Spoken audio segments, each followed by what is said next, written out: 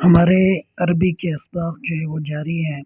آج کے سبق میں جو ہم نے اسم اشارہ کے بارے میں پڑھا تھا اس کا کچھ مشق آ رہا ہے، تمرین، اور اس کے اندر اردو کی کچھ مثالیں دی گئی ہیں اور یہ پوچھا ہوا ہے کہ اس کی جو ہے وہ عربی کے اندر ترجمہ کرنا ہے۔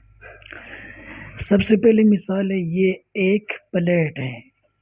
یہ ہاذا اور صحن کا ترجمہ ہوگا پلیٹ۔ یہ ایک پلیٹ ہے، ہاذا صحن، یہ ایک پلیٹ ہے۔ یہ ایک دیوار ہے۔ دیوار کو عربی میں جدار کہا جاتا ہے، تو ہاذا جدارن، یہ ایک دیوار ہے۔ چھت کو سقف کہتے ہیں، ہاذا سقفن، یہ ایک چھت ہے۔ یہ چائے کی پیالی ہے، ہاذا کوبن، یہ لمبا ہے۔ ہاذا طویل، یہ موٹا ہے۔ ہاذا سمین، سمین کا ترجمہ ہوتا ہے موٹا۔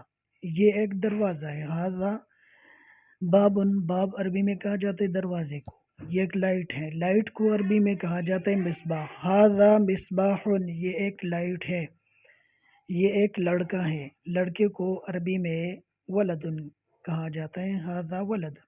یہ ایک موبائل ہے، ہاذا جوال، یہ الماری ہے، ہاذا دولاب، یہ کھڑکی ہے، ہاذا شباک۔ اور اس کے بعد مثال آ رہی ہے، یہ ایک کپ ہے، ہاذا کوبن، یہ ایک کپ ہے۔ پنسل کو عربی میں کہا جاتا ہے مرسم، ہاذا مرسم، یہ ایک پنسل ہے۔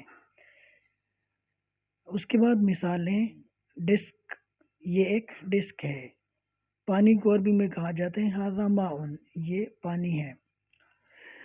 اور ڈسک کو عربی میں کہا جاتا ہے مکتبن، ہاذا مکتبن، یہ ایک بچہ ہے، ہاذا طفل، یہ ڈرائیور ہے، ہاذا سائق، ڈرائیور کو عربی میں سائق کہا جاتا ہے۔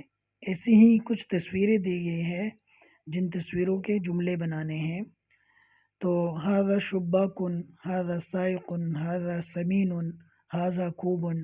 کمپیوٹر کو عربی میں کہا جاتا ہے حاسوب، ہاذا حاسوبن۔ اور اس کے بعد یہ دیوار، دیوار کو عربی میں جدار کہا جاتا ہے، ہاذا جدارن، یہ ایک دیوار ہے۔ یہ عربی کا مشق تھا جو ہم نے حل کر دیا ہے، اور اس طرح مزید جو ہے وہ یہ مختصر جملے ہیں۔ اب اس کے بعد جو ہے وہ کچھ ذرا لمبے، یہ تو دو الفاظ والے تھے، اب ذرا 3 الفاظ والے، 4 الفاظ والے جملے جو ہے وہ شروع ہوتے رہیں گے۔